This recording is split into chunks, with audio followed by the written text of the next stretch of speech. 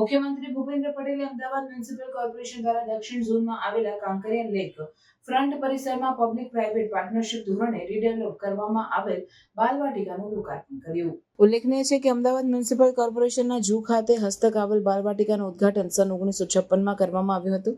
બાલવાટિકામાં આવેલી એક્ટિવિટીઓ અત્યારના સમય અનુસાર બાળકોના બૌદ્ધિક અને શારીરિક વિકાસ થઈ શકે એ પ્રકારની બનાવવા બાલવાટિકાનું પીપીપીના ધોરણે રીડેવલપમેન્ટ, મોડર્નાઇઝેશન એન્ડ અપગ્રેડેશન કરવામાં આવ્યું છે.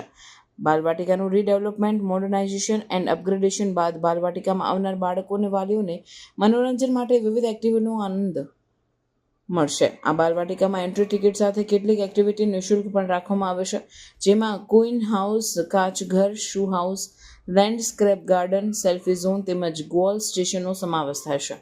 આ લોકાર્પણ અવસરે અમદાવાદના મેયર પ્રતિભાબેન જૈન, અમદાવાદ શહેરના સર્વ ધારાસભ્યો, deputy mayor Jatin Patel, Ahmedabad municipal commissioner Banchhanidhi Pani, standing committee chairman Devang Dani તેમજ અમદાવાદ મ્યુનિસિપલ કોર્પોરેશનના અધિકારીઓ, પદાધિકારીઓ ઉપસ્થિત રહ્યા હતા.